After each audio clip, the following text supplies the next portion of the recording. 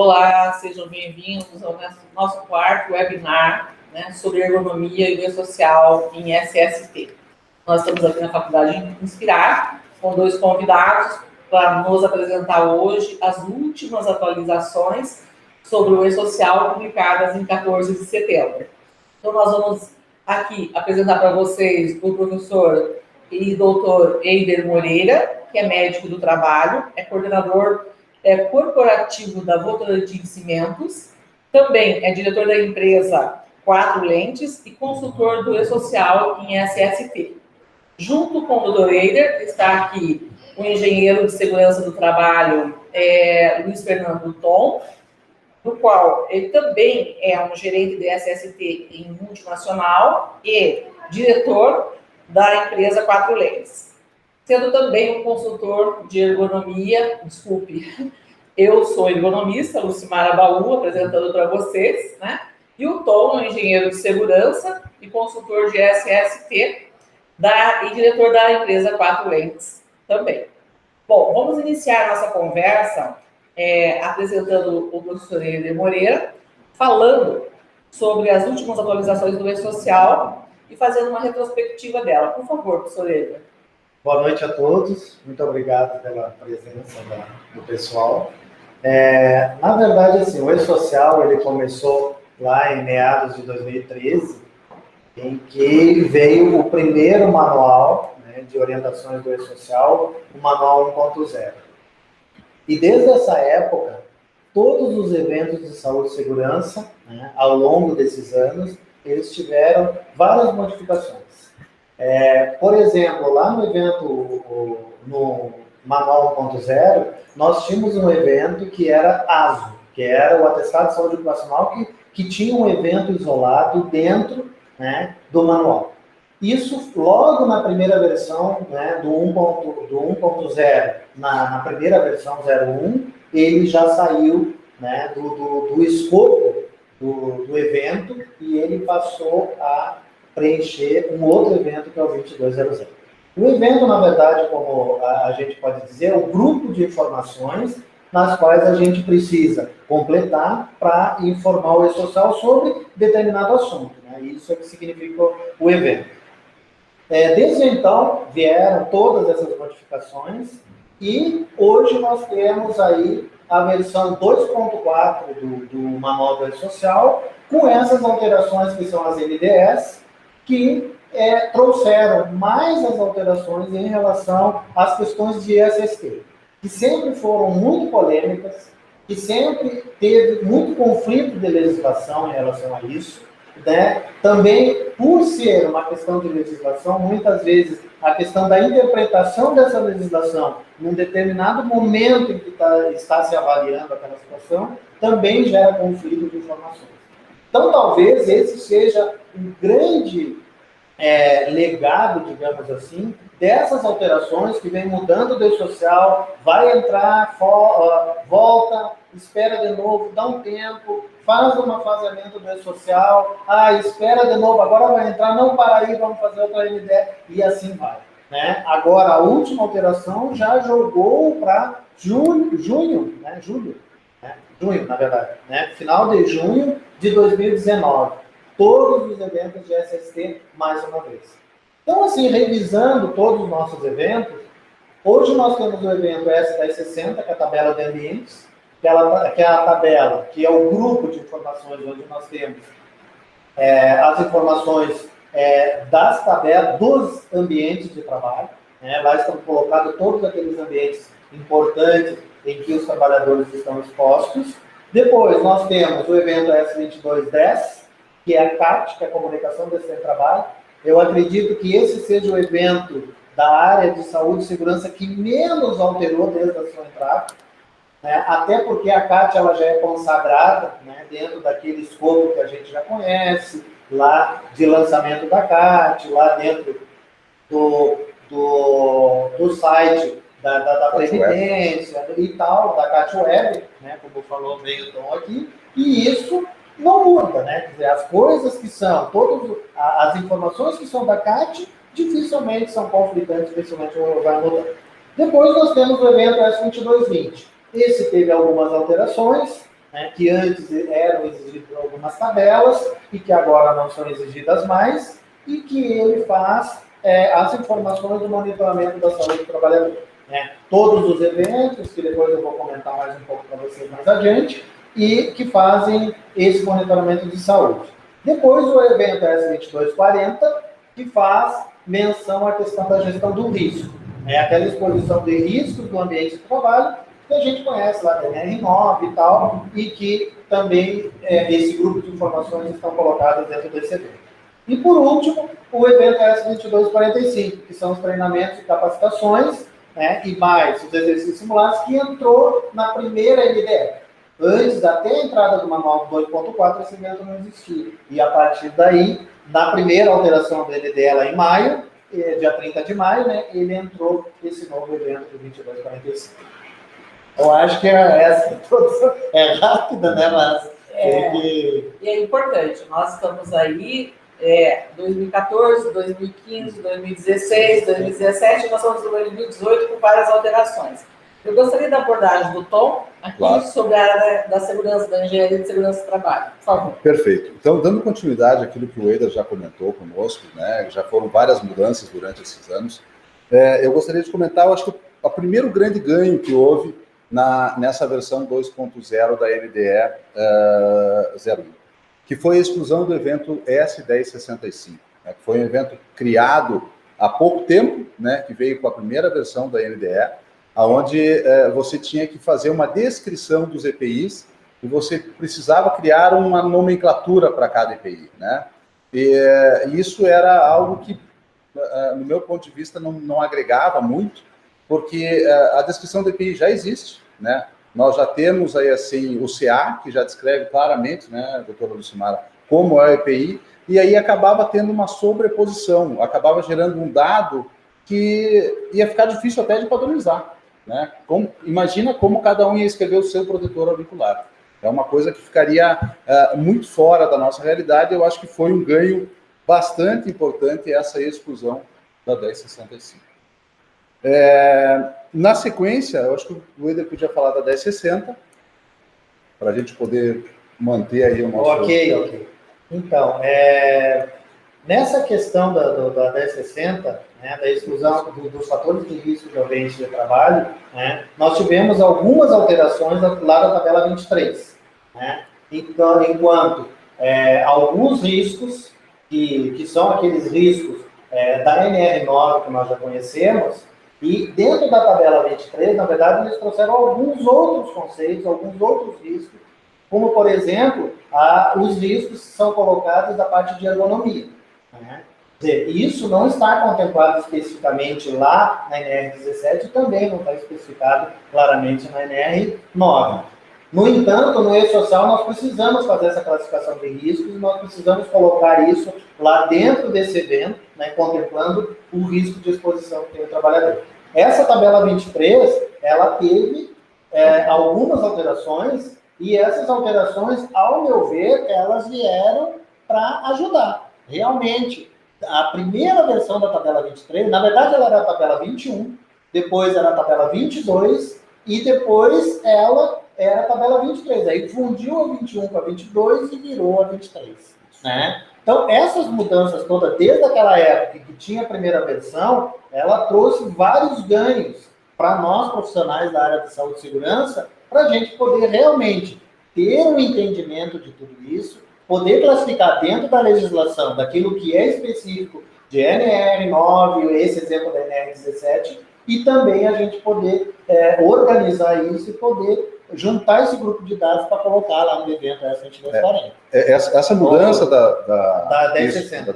Essa mudança da 1060, que foi a saída dos eventos da tabela 23, eu acho que ela já o próprio manual já dizia isso na primeira versão dele, informando que por mais que você colocasse ali os riscos existentes no ambiente, era lá na tabela 20, no evento 2240, que você ia ligar realmente qual era o risco diretamente com o profissional. Então, ele acabava ficando uma informação duplicada e que também, nesse momento aqui da tabela 1060, não estava ajudando muito. Eu acho que deram uma limpada e isso foi positivo.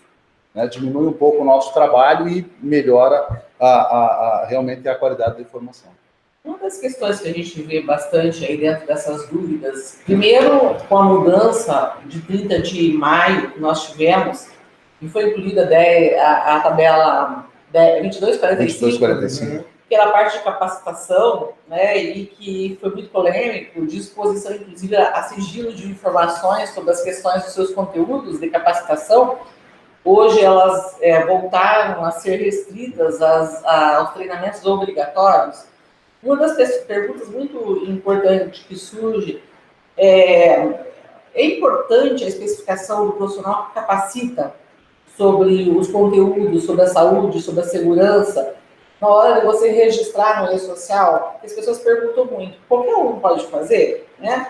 Eu acho que isso é uma corresponsabilidade de empresa e do próprio profissional através do seu órgão de classe. Uma das dúvidas que as pessoas perguntam na área da medicina do trabalho, na área da engenharia de segurança, ou mesmo na nossa abordagem de ergonomia, como é que vocês veem isso, a questão de referendar, registrar a pessoa responsável pelo item, e quais são os riscos que ela corre a partir de quando ela assina as informações no e-social? Não só a empresa está registrando, como o profissional técnico está colocando, né, o seu nome ali. Qual é essa responsabilidade? Como é que vocês veem a importância desse profissional que registra as informações dentro da planilha do e-social, enquanto a informação técnica, nós não estamos falando do profissional de TI que vai registrar os códigos para não é a questão administrativa, estamos falando da questão técnica. Nós estamos falando da questão técnica.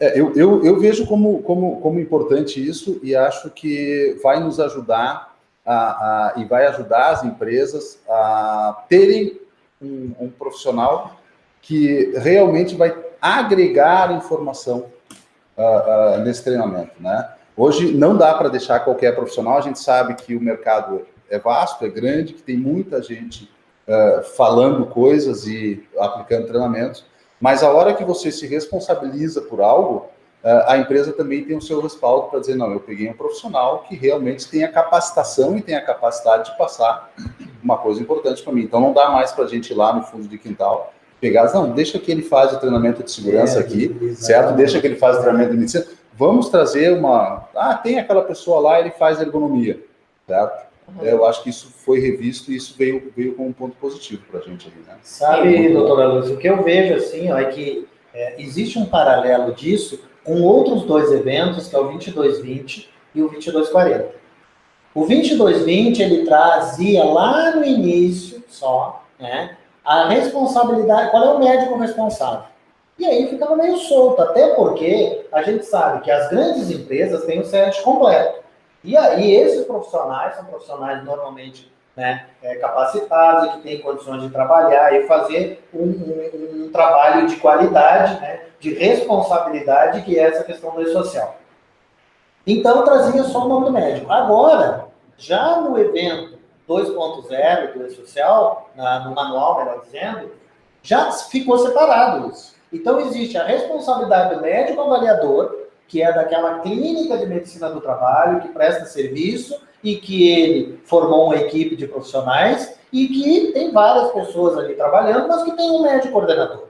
O médico é o responsável coordenador e tem outros médicos, que são os médicos avaliadores, e que não têm a mesma responsabilidade porque não criaram, porque não organizaram aquele documento. Então, hoje, lá no evento S2220, vai o nome do médico avaliador, CRM do médico, CPF do médico e NIS do médico. E o NIS do médico. A mesma coisa tem a informação para o médico coordenador do PCDSO. O nome dele, o CRM dele, o NIS dele, o CPF dele. Então, assim, começam a separar, né, aquelas questões de responsabilidade. Então, as pessoas começam a se organizar. Da mesma forma, Tom, está lá no evento S2240. A responsabilidade da pessoa que fez as informações ambientais. Os levantamentos. Né? Porque se a gente considerar o PPRA, por exemplo, em tese, lá na legislação, o PPRA ele é um documento que não precisa necessariamente ser um profissional específico, habilitado da área da saúde para construir um PPRA. A legislação não prevê isso. Ela prevê que qualquer pessoa que o empregador julgue capaz. É isso que está escrito lá, não é? E muitas vezes o que o empregador julga capaz não é exatamente aquela vai resolver mais o problema da capacitada empresa para... e que vai ter a condição de ir lá e fazer um trabalho que exige tamanha responsabilidade quanto são as informações que estão nas NFs. Nós estamos aí numa polêmica grande, numa expectativa, porque até então, claro, todos nós profissionais somos responsáveis por nossas especificações técnicas, mas nesse momento do E-Social, não é só o conteúdo que você preenche, mas quem preenche, qual a sua qualificação para isso. Então, tem um questionamento. Nós temos visto, na questão da legislação, já empresas sendo chamadas sobre as questões de não conformidade das suas informações, inclusive com autuações específicas, eu tenho vivenciado isso, em que a empresa é punida através de multas e o profissional técnico que assinou aquele laudo, quer do PCMSO, quer do PPRA, quer da análise ergonômica da questão ambiental, ele é responsabilizado juridicamente separadamente em termos punitivos. Então, não é só a empresa do qual você presta serviço, mas o profissional técnico que presta as informações e assina pela ciência técnica daqueles conteúdos. Então, é importante que a gente tenha visto isso, essas questões punitivas já presentes no andamento de rotinas, antes mesmo da obrigatoriedade do E-Social. Exatamente. Sem dúvida. Acho que pode falar. Não, o que eu vejo nesse sentido, assim, é que hoje, mais do que nunca, né, a empresa precisa contratar os profissionais certos, como a gente falou, que tenham conhecimento, que tenham habilidade, que tenham responsabilidade para resolver os problemas, né, porque o E-Social, ele não traz novidade nenhuma do ponto de vista da legislação. O que está posto no E-Social, salvo algumas questões, como, por exemplo, a questão dos riscos de ergonomia, que, na verdade, eles separaram os riscos por mobiliário, por psicossocial, por aquelas questões todas que a gente tem lá na tabela 23, mas a legislação não mudou. O PPRA continua mesmo na NR9, o PCMSO continua mesmo na NR7, a CIPA continua mesmo na NR5. A análise ergonômica continua mesmo. Sabe? Não mudou ainda. Então, isso tudo não teve mudança. O que muda nessa questão do E-Social para as equipes de saúde e segurança e as equipes de interface, que são, na verdade, as áreas de apoio, as áreas de RH, as áreas de produção, lá o pessoal que está, a liderança da fábrica, a liderança do ambiente. É isso que muda. Essa gestão do que a gente está fazendo é que muda tudo com o E-Social. No primeiro momento, o E-Social é aquela coisa assim misteriosa, mas que, na verdade, se a gente for avaliar, ela não tem mistério nenhum. Ela é a legislação, toda a legislação brasileira que está posta e que precisa fazer. Fazer de que forma? De forma organizada, de forma responsável, de forma bem interpretada, para que possa se fazer as coisas de forma correta. Esse é o problema. O grande paradigma do E-Social é gestão. Trazer uma gestão correta e cumprir prazos, que é uma coisa que normalmente as equipes e as empresas não sabem fazer. Faz um PPRA, ou pelo SESC, ou contratado de uma empresa terceira, pega esse documento, dá uma folhadinha, coloca debaixo da mesa e acabou o assunto. É isso que infelizmente acontece hoje. Pega o PCMSO e compara com o PPRA, muitas vezes uma coisa não tem nada a ver com a outra. Muitas vezes pede um monte de exames desnecessariamente. Ou não pede exame que são necessários porque existe uma exposição desse trabalhador ao risco. Então, o que eu vejo é que o grande paradigma do E-Social, ele está realmente no comportamento das equipes, no comportamento dos empresários e que se possa cumprir prazo, porque agora tem um prazo a ser cumprido. Né? O exame admissional tem que ser feito no prazo. O exame periódico tem que ser feito no prazo. O demissional tem que ser feito no prazo. Não tem mais aquela história, vamos colocar todo mundo para dentro, depois a gente dá uma arrumadinha e vai colocando de um em um dentro do sistema. Não existe, isso acabou. Né? Então, essa é o que, na minha visão, essa é a grande pegada, digamos assim, né? Usando um termo mais moderno, né? Mas, assim, o grande paradigma do E-Social é justamente essa questão da interação entre as equipes. Só, doutor Lucimar, antes de a gente alterar o assunto, já que falamos de treinamento, né, houve uma mudança bastante interessante, que foi na tabela 29, né? A tabela 29, ela traz uma série de treinamentos, né, que alguns até, às vezes, desconhecidos pela gente, né, muitos até desconhecidos pela gente, e que até então, até a última revisão da NDE, todos eram obrigatórios de serem informados, certo? E agora eles fizeram uma mudança bem interessante, e eles dividiram em 3 categorias. A categoria dos treinamentos que são obrigatórios de serem registrados, certo? Que basicamente ficou os treinamentos da NR32, que é a parte da segurança, saúde, segurança em serviço de saúde, da NR34, que é da indústria naval, e do trabalho em altura. Então, estas 3 NRs, o registro ficou obrigatório. Aí passaram a outro nível, que são anotações de registro obrigatório, que é autorização para trabalhar em instalações elétricas da NR10, que já existia, isso é algo que já existia, né, mas criaram isso como obrigatório agora, e a operação, realização e intervenção em máquinas e equipamentos, que é da NR12. As demais NRs, os treinamentos ligados às demais NRs, eles constam agora como não obrigatórios de registro. Mas isso não quer dizer que nós não precisamos mais fazer treinamento. Isso tem que ficar muito claro, né? Até usando a NR13, por exemplo, né? Um operador da NR13 de caldeira, não, agora não é obrigatório, não é obrigatório de registrar. Eu continuo precisando fazer o treinamento dele, porque o não treinamento desse operador gera um risco, inabilita, gera um risco grave e iminente, passível de interdição, passível de punição, passível o supervisor, ou seja, o gestor daquela pessoa, entrar e ser passível aí de multa e, inclusive, de ação civil. Né? Sabe que nós temos comentado, nós profissionais da área de técnicos, da área de segurança e saúde do trabalho, no sentido de que tem algumas questões que estão colocadas agora facultativas para o E-social, mas elas não são facultativas para a execução da área de gestão da saúde e segurança.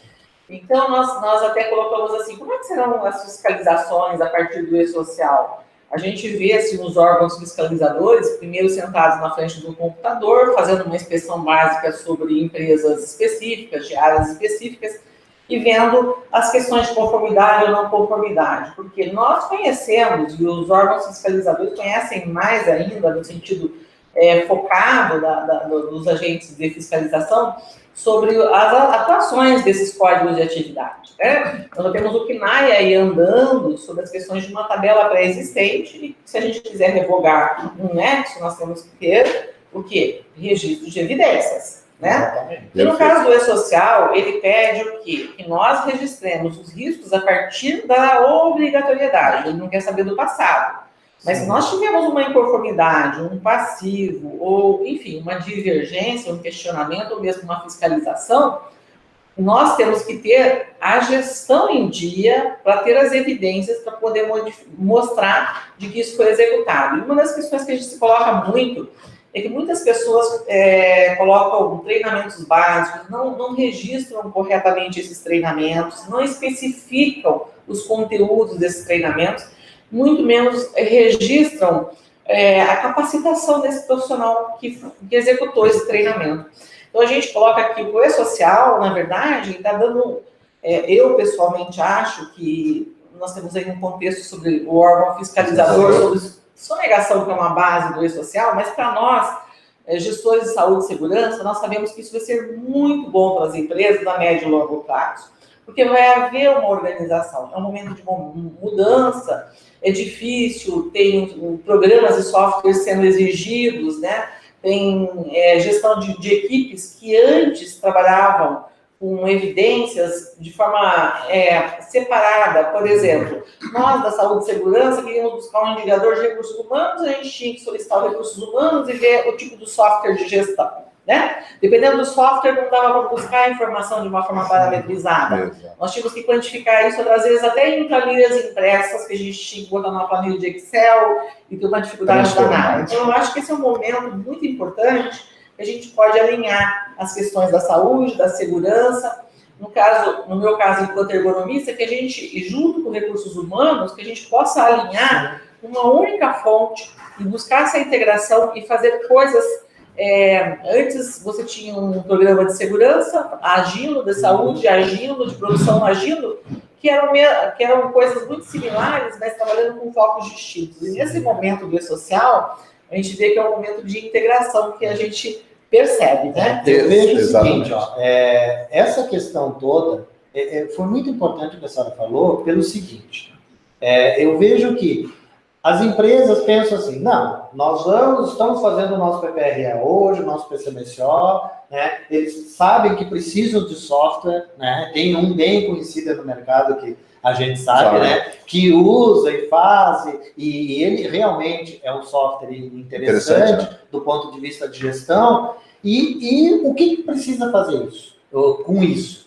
Usar essa ferramenta para fazer integração com aquelas áreas que são importantes, como a área de RH, certo? Para que possa ter esses indicadores, mas é o seguinte, tudo que acontecer de hoje, em termos de saúde e segurança, até o dia 30 de junho de 2019, não vai ser visto pelo E-Social. O E-Social não vai enxergar isso. Exatamente. O E-Social só vai começar a enxergar a partir do dia 1º de julho de 2019, para aquele grupo de empresas maiores e tal, que vocês, a maioria das pessoas já sabe, está lá no site do E-Social, aquela planilhazinha de datas e tal. Então, o que precisa ser feito? A empresa precisa, a equipe de saúde e segurança, precisa se organizar, juntar esses dados todos nos documentos físicos que tem hoje e começar a trabalhar com esse software e começar a lançar os dados ali e começar a fazer testes e organizar. Por quê? Quando chegar o dia 1º de julho de 2019, é só virar a chave. Ou seja, o que significa virar a chave? É apertar um botão, gerar o arquivo e mandar para o social. É isso que vai acontecer. Não é verdade? Mas a empresa pode ser fiscalizada agora, hoje, né, no dia 17 de outubro. Claro que pode. As informações que a gente precisa ter, que estão nas NRs, que estão na legislação, que são de previdência, que é insalubridade, que é periculosidade, que isso continua exatamente como é hoje. Né? A NR10 é obrigatório, tem que fazer. Né? NR 36, sim, né? Sim. 34? 35? 35, eu sempre altura. A 35, que é a altura, também precisa ser feita. Então, a questão da obrigatoriedade, ela não vai ser a partir do E-Social. A obrigatoriedade é hoje. Hoje a empresa é obrigada a fazer isso. E aí é que eu falo, o que muda é que isso vai como software, vai ter um time, vai ter um tempo, vai ter um deadline, vai ter um momento em que o E-Social vai começar a visualizar essas informações, mas elas já têm que estarem lá, elas precisam estar certas, elas precisam estar organizadas, porque isso vai ser fiscalizado de qualquer forma, certo? Eu vejo que é esse o ponto que as pessoas precisam entender. Eu acho que a professora Lucimara chamou a atenção e levantou um ponto muito interessante. Eu vou contar uma experiência que eu tive semana passada, que é justamente essa questão do software de gestão. Eu tive semana passada numa grande empresa, uma empresa multinacional, os caras que têm atuação no Brasil, no mundo todo, e eles ainda estão com o problema de ter um software que atende ao RH e um software que atende à segurança do trabalho. Isso é um problema. Então, realmente, as empresas, é definitivo, né? Nós temos que ter um software único que tenha RH, saúde e segurança juntos. Que tem interface. Interface. Nós não podemos ter gestões separadas, não dá mais, né? É impossível. O E-Social está nos dizendo isso, né? Eu acho que eu tenho tido como vocês, essa experiência com esses programas, e o que está acontecendo? As empresas sempre têm sólido o software do RH. Exato. Aí tem só o software da saúde, tem o software da segurança, tudo separado. E nesse momento, o que está acontecendo? As empresas de TI no Brasil, né, que são milhares de empresas, estão correndo para poder criar critérios de parametrização dessas informações. Então, muitas empresas, elas ficam pensando, meu Deus, eu tenho que começar tudo de novo e contratar um software completo. Necessariamente, não. Eu tenho que criar essa parametrização de informações. O ideal, é claro, a tendência futura, é você ter um único software para fazer uma integração de gestão.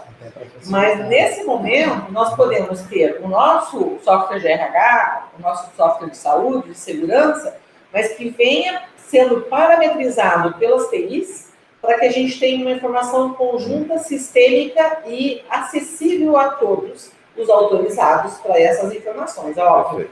Então, antes, a gente implorava por uma informação no setor de produção, por um setor de RH, e hoje ela vai ser buscada. E eu queria abrir aqui um parênteses, duas perguntas. Uma para a primeira professora Eider, depois para o Tom. Perfeito.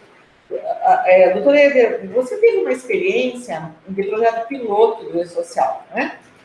Como é que você vê assim, essa evolução até agora, do lado de empresa, falando especificamente da experiência, porque é uma angústia, uma mudança enorme, que ainda não está padronizada, que está em evolução, né?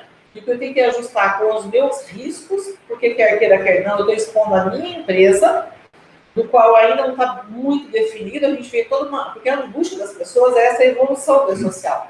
Nós sabemos que está ficando e vai ficar melhor ainda. Os critérios. O melhor não é só para o governo, só para nós da área de saúde e segurança, porque nós estamos vendo um controle maior sobre os riscos do trabalhador. Mas também para as empresas no sistema produtivo, porque ela vai ter que controlar melhor o seu sistema produtivo, ela vai ter que controlar melhor o seu passivo, os seus gargalos, né, dentro do processo produtivo. Então, o que você tem de vivência, na sua experiência, enquanto consultor, enquanto experiente nesse projeto todo do E-Social que vem evoluindo, né? Conta pra gente a sua experiência enquanto médico do trabalho. Então, dentro do trabalho que nós desenvolvemos no plano piloto, né, nós tivemos várias fases. Né? Nós tivemos a primeira fase, que foi uma fase mais de busca de organização dos dados. De entender o que nós tínhamos dentro da empresa, porque se trata de uma grande empresa, né, com as atividades muito capilarizadas, né, com volume grande de unidades, com volume grande de funcionários, consequentemente com volume grande de riscos, e isso realmente dificulta essa organização. Então teve um primeiro momento que foi contratada uma consultoria, e essa consultoria nos ajudou a pensar nos dados.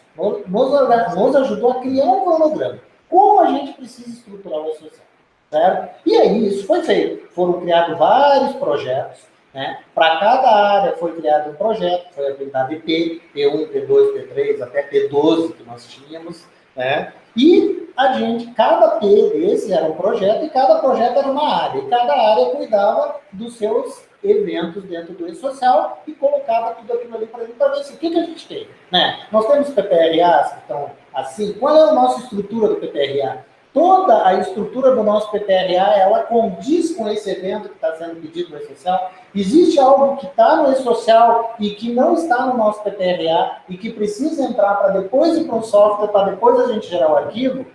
Então, essa foi a primeira pergunta. Foi um censo que nós fizemos, basicamente, em todas as áreas. Esse foi o primeiro momento.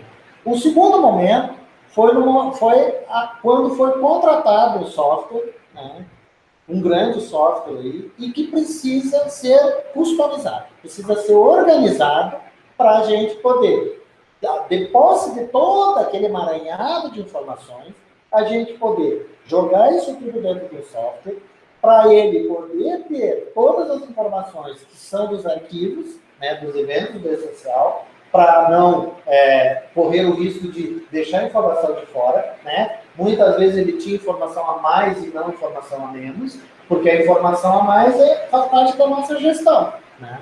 Então ela precisa estar lá, muitas vezes, mesmo que ela não seja uma exigência do E-Social. Então, esse foi o segundo momento. E o terceiro momento é esse que a gente está vivendo agora, que é o momento de disseminar isso para as pontas.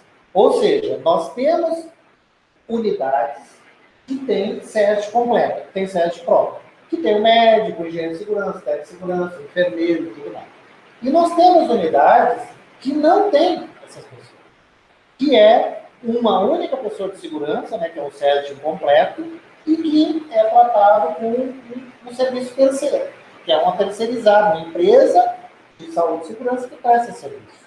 E a nossa grande questão é como a gente vai organizar isso tudo dentro de um único software, ou melhor, de uma única base de dados, para a gente poder colher isso, gerar os arquivos e poder passar adiante. Então, esse é o nosso momento. Nós estamos no terceiro momento, que é um grande desafio, que a gente conseguir juntar esses dados, que lá onde não tem SESMIT, onde tem uma empresa terceira fazendo, existe um software que trata desses dados, e a empresa optou por outro software, que é o mesmo software que tem a interface com a área de RH. Né? Então, nós estamos fazendo esse trabalho, já existe todo um projeto caminhado para isso, e que a gente vai organizar para poder gerar esses arquivos numa única base de dados, e essa base de dados poder encaminhar para o social. Então, assim, realmente, uma empresa grande, o desafio é muito grande. É muito grande. A empresa menor, o desafio também é grande. Por quê? Porque eu vejo assim, diante de todos esses cenários, e nessas 3 fases que eu pude falar, uma das grandes questões foi interpretar o que a gente estava lendo. O que é MR9 e o que diz o evento S2240. Antes tinha o evento S2241, até o 2.0 da social, que tinha, né, a parte de insalubridade, periculosidade e aposentadoria especial. Separadamente. Separado. E que isso tem uns efeitos que eu apelidei de eventos de interface, que é o evento 1005, por exemplo, e ele tem informações que são de saúde e segurança, ou de gestão da saúde e segurança, que estão lá no evento. Que muitas vezes esse evento você não sabe se ele é de administrativo, se ele é de RH, quer dizer, aonde que isso está situado dentro da empresa para você informar grau de refito, para você informar FAP, por exemplo, que estão lá no 1005, e que são questões de gestão. Muitas vezes a empresa não tem a menor noção do que isso significa, em termos de custo, em termos de folha de pagamento e todo o desenrolar disso, NETEP, perícia, INSS e tudo mais. Muito bem. Eu queria fazer uma pergunta para o Tom aqui, que era o seguinte: as pessoas perguntam muito para a gente como separar os riscos de uma forma mais detalhada dentro do PPRA para atender o E-Social. Então, vem se falando muito do GHS, Grupo dos Homogêneos de Exposição. Até dentro das respostas da ergonomia, o que entra no GHE, né? Certo, certo. Então, vocês veem que essa separação ela é saudável, porque o E-Social não coloca nenhuma regra de existir ou não GHE. Mas a gente vê muito o PPRA falando nessa nomenclatura e nessa classificação para facilitar a localização desses índices de risco. O que você acha disso? Há que se ter uma normatização não, mas uma padronização. E o GHE te dá essa condição de padronizar melhor o risco em determinada área. Né? Então, o GHE engloba não só aquilo que está no PPRA, mas aquilo que está também na parte ergonômica. Né? E aí, quando você tem uma organização por grupos homogêneos do risco, você sabe que aquelas pessoas efetivamente estão expostas aos mesmos riscos, com intensidades similares, e que você vai ter um tratamento padronizado em cima daquilo lá. Se você não tem o GHS, se você trata isso totalmente separado, você não vai conseguir fazer gestão. Né? Para você poder fazer gestão, você tem que ter... claro, nós poderíamos ter o risco individualizado por pessoa. Mas como é que eu vou fazer a gestão para 10 mil pessoas, 10 mil funcionários? Eu vou ter que tratar individualmente cada um? Não, vamos colocar isso no GHE, só que vamos trazer a saúde, vamos trazer a segurança, vamos trazer a ergonomia juntos e vamos fazer uma análise única disso, né? Então, sai um pouco daquele negócio do PPRA ter ou não os riscos ergonômicos. PPRA é legislação, os riscos é físico, químico e biológico. Ok. Mas quando se faz a análise de GHE, é essa turma aqui que tem que estar junto. Não é o engenheiro que vai fazer a parte dele, o médico a parte dele e o ergonomista a parte dela. Não dá para ser assim. Né? Nós temos que, já na hora do levantamento dos riscos, chamar junto o médico, chamar junto o ergonomista. Opa, agora nós vamos analisar esse setor aqui. Nós podemos fatiar o setor em 2, 3, sim. Precisamos. Mas ele dá essa oportunidade. Tom, o que eu vejo assim, é que o envolvimento do médico do trabalho, né, nessas questões do E-Social, em termos de trabalho em equipe, é fundamental. É fundamental. Não tem mais como médico do trabalho, seja ele empregado da empresa, seja ele participante do SESMIT, seja ele o dono, o consultor, o avaliador, ou o coordenador do PCMSO de uma empresa terceira, de uma clínica que faz esse trabalho, ele precisa estar envolvido com a equipe da empresa para poder gerar as informações de forma correta. Não tem mais como o médico se ausentar disso e poder fazer as atividades que são só de saúde. Ele vai cuidar só da parte de saúde e ele não vai saber quais são os GHEs, ele não vai saber quais são os riscos, ele não vai saber quais são as atividades que tem da NR35, ele não vai saber quais são as atividades que tem da NR10, quais são essas pessoas. Quer dizer, não tem mais como. Essa integração entre as equipes, ela é fundamental. Ela é fundamental para a gente poder organizar um processo todo, né? Ter uma visão mais holística, uma visão mais geral da empresa e incorrer em menos risco. Porque pegadinha é o que não falta. Tem um monte. Né? Realmente. Bom, nós estamos aqui, né, nessa conversa boa, trocando esses dados todos, e estamos aqui em Curitiba, caindo o mundo no nosso pé, num aquário aqui, no qual vocês devem ter um ruído paralelo de fundo, nós está chovendo muito. Mas está chovendo muito dentro da nossa cabeça em relação ao meio social, né? Nós estamos, assim, nos sentindo ainda um pouquinho, buscando esse clima de harmonização, e a gente vê a medicina do trabalho, realmente agora, o médico do trabalho, como disse o Dr. Eider, ele tem que ser um gestor, integralmente, ele tem que ser um gestor de saúde, numa integração, né? Nós estamos vendo o profissional da segurança de trabalho, que é a base para o PCMSO, para a análise ergonômica, que até então, desculpem alguns colegas, estava sendo muito segmentar demais, né? Agora, se nós não trabalharmos com um PPRA solidificado, né? A gente tem aí os LPCACs, né? Certo. Que, na verdade, eu acho que é o PPRA, né? Que predomina dentro dessa classificação. Eu vejo que o norte nosso, e daí eu queria fazer uma fala aqui enquanto ergonomista, né? Nós tivemos a evolução da ergonomia de 9 itens para 21 itens, para 58 itens, dos quais os últimos foram as questões ambientais que tinham deixado de fora. A 17.5 do NR17.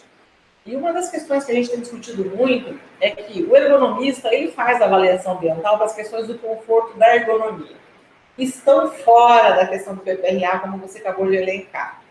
Só que na hora de nós avaliarmos no preenchimento do E-Social, daí é uma questão uma pergunta e, na verdade, uma reflexão que eu gostaria de fazer. Nós, ergonomistas, vamos ter um índice de iluminância, ou mesmo de um ruído, para o conforto de um setor administrativo paralelo ao setor de produção, em que o conforto é de concentração e não é para agressão, né? Para a questão de definição de EPIs. E na hora de nós preenchermos o E-Social, eu, enquanto ergonomista, acho importantíssimo preencher um item de questões ambientais que estão inconformes com as respostas do PPRA, em que se converse com a questão do PPRA para não ter inconformidade de informações ou que sejam descritas de uma forma mais clara. Porque eu posso encontrar um item de um conforto, vamos dizer assim, em termos de agressão de ruídos, no ambiente, mas para a ergonomia está acima de 65 decibéis e para nós tem uma inconformidade, existe um risco. Então, eu acho importante, se não houver essa integração, nós vamos cometer erros graves, no sentido de que a gente possa ter inconformidade e até um chamariz de fiscalização, quando, na verdade, não é uma má gestão, mas falta a integração das equipes. Faltou a conversa antes, né? Exato, para descrever de forma melhor, né? Não é nem para separar, mas para integrar as informações e padronizar a forma de preenchimento do E-Social sobre temáticas similares. Como uma questão ambiental. Perfeito. Eu acho isso muito importante que a gente tem questionado. Bom, gente, nós estamos aqui nesse papo gostoso, né? Estamos abrindo para perguntas. Eu acho que nós estamos aqui com o Dr. Eider, com o engenheiro Tom, né? Dentro dessas questões, são duas pessoas bastante experientes, que vêm desde o projeto piloto do E-Social 2015, na implantação, acompanhando todas essas mudanças. E nós temos aí um fôlego. O que é esse fôlego? Ainda dá tempo da gente melhorar muita coisa, enquanto nós, né, consultores das empresas na área de saúde e segurança, em que, como colocou bem o Dr. Eider, só a partir de 1º de julho vai importar para o E-Social, mas até lá, importa nós levantarmos esses riscos, classificarmos esses riscos, montarmos um bom plano de ação e implantarmos o máximo possível de melhoria. Estamos aqui o budget, né? Fechando os budgets de 2019. Exatamente. Podendo fazer essa previsão, então, eu acho que nós somos muito importantes para as empresas nesse momento, para solidificar os seus riscos futuros, não só de saúde e segurança, mas os seus riscos passivos.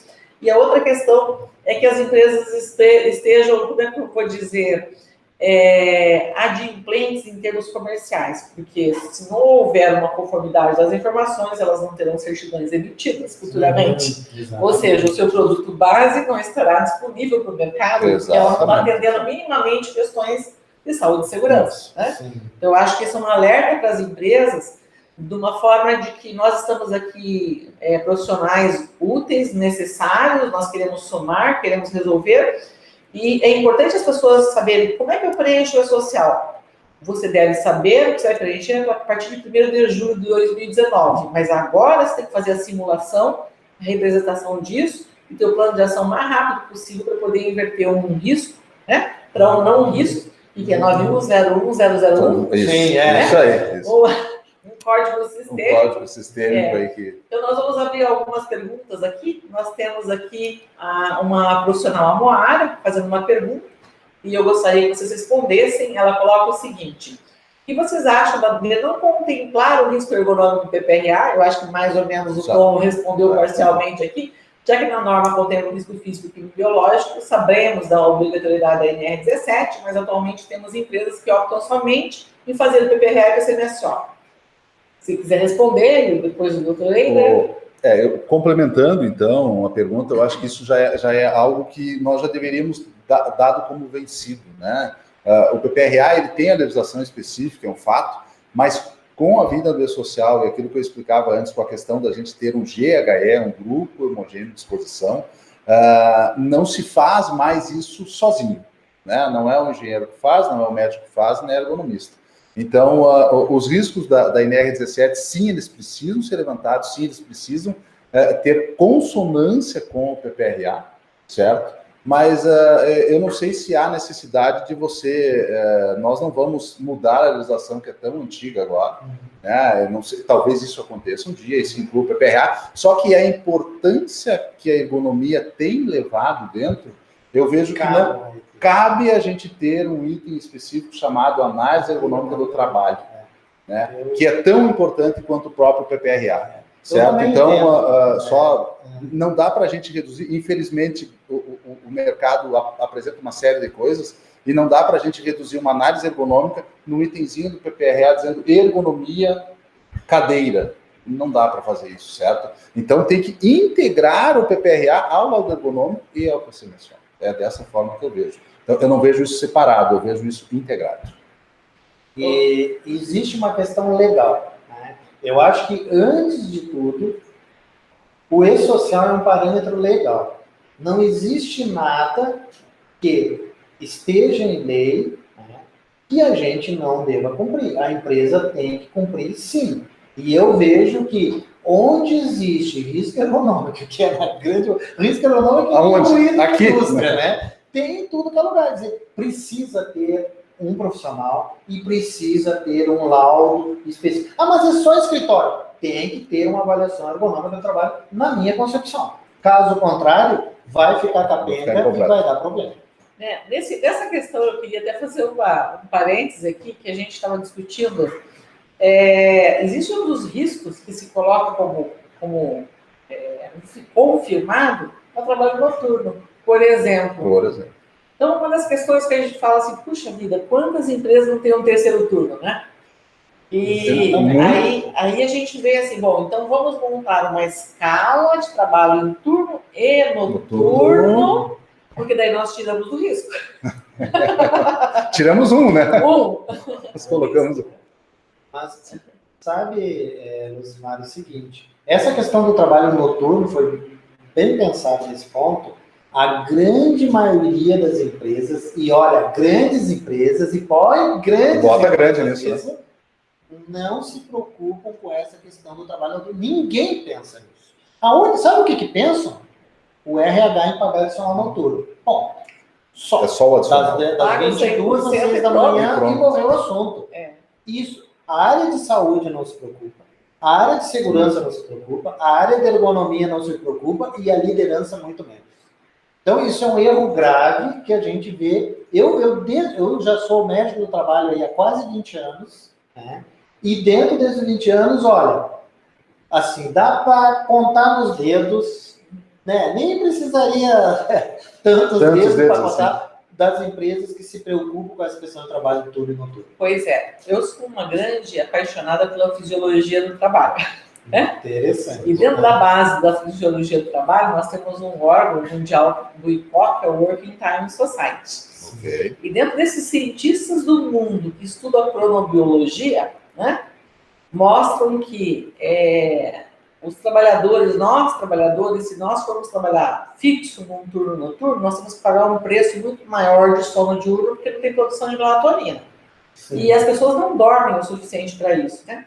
Então, uma das questões que a gente tem discutido é realmente de ter uma consciência sobre qualidade de vida. Então, as empresas não só vão ter que se preocupar mais ainda com a gestão dentro das empresas, como fora das empresas, porque essas pessoas terão que ter uma qualidade de vida melhor, mas também de trabalhar um pouco em escalas de turno, e em escalas progressivas. Exatamente. Né? Certo, porque a gente sabe que a gente não muda a cronobiologia, a gente paga o preço. Né? Então, nessa parte de gestão, eu acho que essa questão do trabalho noturno é uma grande discussão futura para nós, profissionais da saúde e segurança, em relação aos riscos, para que a gente fuja do passivo futuro, que é o registro contínuo do risco permanente, porque ele se não alterar o turno, vai continuar ali o risco. Acabei de falar um pleonasmo, risco permanente, contínuo permanente.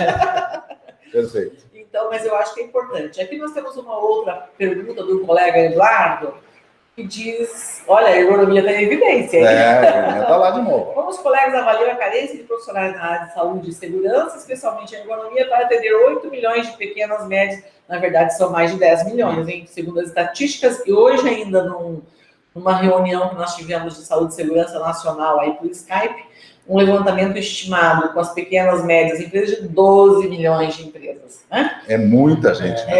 Então eu falei, nossa, é muita empresa. Por um lado, como prevencionistas, nós temos um espaço grande para avançar. Sim. Mas como as empresas vão lidar com isso? Né? Eu acho que poderia ter a opinião de vocês sobre isso. Vai lá, senhor. Vou deixar essa pergunta fácil para você. Atender o E-Social sem ter profissional suficiente. Eu vejo assim, que tem algumas questões específicas, Eduardo, de ergonomia, que você precisa realmente de um ergonomista para tratar. Né? Aquelas questões mais específicas, principalmente dentro da indústria, que você tem realmente um trabalho mais pesado, digamos assim, você precisa de um ergonomista para poder ajudar. Você precisa do ergonomista junto com a engenharia de segurança, junto com a medicina do trabalho, e vai resolver.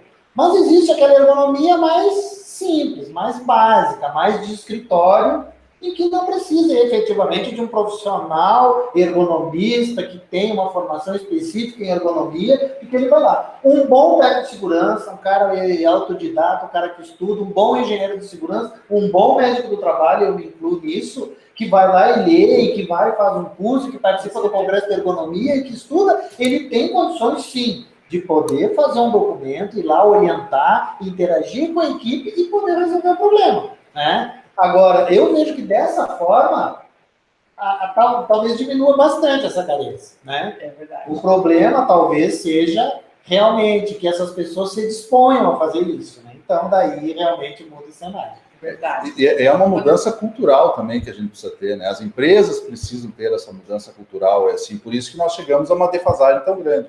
O E-Social agora veio para tentar diminuir essa defasagem. É claro que nós vamos chegar lá na data da pequena empresa e ainda vão ter algumas que vão estar fora. Mas eles vão ter que correr atrás, não tem outra forma, né? É assim que funciona o mercado, enfim. Ok. Bom, nós estamos aqui com o nosso tempo esgotando, mas a gente tem aqui uma última pergunta, depois as outras perguntas que vieram, nós vamos estar respondendo via e-mail, através do contato dos nossos consultores, né, sobre as pessoas que se inscreveram para esse debate. Mas aqui a Juliana coloca o seguinte: vocês acham que o profissional contratado pela empresa para identificar os riscos do E-Social, ou seja, para atender o E-Social, a exemplo de riscos mecânicos e acidentes, que não estão no PPRA devem emitir uma ANT desse serviço ou não é necessário? A questão da emissão da RT, ela é algo que necessário, legalmente não é exigido hoje, né? Agora, quando a gente fala que nós temos que ter um profissional responsável por isso, e esse profissional ele precisa ser um profissional habilitado, seria legal, muito interessante, que a empresa cobrasse desse profissional, já que ele veio, que ele prestou um serviço, que ele cobrou um valor por isso, e ele tem um órgão de classe que emite uma anotação de responsabilidade, eu acho que é interessante ter, né? Não vejo que é assim, fundamental, certo? Mas eu acho que nós temos que começar a aculturar, a cobrar a responsabilidade também desses profissionais. Então, a RT vem a cobrir isso. Eu acho interessante ter. Ok. Bom, pessoal, nós temos bastante coisa para conversar, nós temos muitas outras perguntas, nós temos que encerrar o nosso papo, a gente vai dar continuidade aí nos contatos que estarão disponíveis dos consultores. Eu queria fazer um alerta para vocês, no dia 10 de novembro, agora em Curitiba, nós teremos o nosso 6º workshop de saúde do trabalhador, que tem como tema como eu faço para atender o e-social. Como eu faço uma análise ergonômica, como eu faço um PCMSO, como eu faço um PPRA, como eu faço um PPR, um programa de riscos respiratórios. Nós teremos grandes participantes, inclusive os nossos ministrantes desse webinar, que estarão lá para a gente mostrar os nossos modelos, as nossas receitas de bolo, que podem interagir com as de vocês. Então, não percam, entram no nosso site da inspirar.com.br, na área de eventos, nós temos o nosso link, faça a sua inscrição, participem com o nosso debate e venham discutir. Nós temos esses eventos que acontecem aí periodicamente, tem sido um grande sucesso, tem sido muito bom essa troca profissional. E gostaríamos aqui de abrir para uma mensagem final, mas não antes de eu fazer uma propaganda para vocês. Nós, enquanto ergonomista, nós teremos o nosso 19º Congresso Brasileiro de Ergonomia, o ABERGO 2019, que será aqui em Curitiba, no Estação Eventos, de 28 de maio ao dia 1º de junho. Então, vocês estão convidados, nós teremos aí em breve essa divulgação do link para as inscrições. E gostaríamos de abrir aqui uma despedida e um recado do professor Eider e do engenheiro Tom sobre o nosso evento. Por favor. Pessoal, muito obrigado pela participação de todos. Nós colocamos à disposição. O tempo é meio curto para a gente falar de todos os assuntos, mas eu acredito que a gente conseguiu atingir o objetivo desse encontro. Obrigado. Queria agradecer aí, primeiramente, a professora Lucimara por poder dar essa oportunidade junto aí com a Faculdade Inspirar, né? Foi muito bom para a gente. É a minha primeira experiência nisso, achei bem interessante o webinar. A gente pode discutir amplamente alguns assuntos, outros a gente tem que reduzir um pouco, né? Não dá para a gente ficar 4, 5 horas aqui assim, né? Mas muito obrigado a todos aí, obrigado pela oportunidade. A gente se vê num próximo webinar aí assim. Até mais. Ok, então nós temos aí uma despedida e na sequência as pessoas que não ficaram sem as suas respostas, nós estaremos fazendo isso via e-mail através dos consultores aqui presentes. Muito obrigada e agradecemos à Faculdade Inspirar por esse espaço de mais um webinar. Boa noite. Boa noite, obrigado. Boa noite.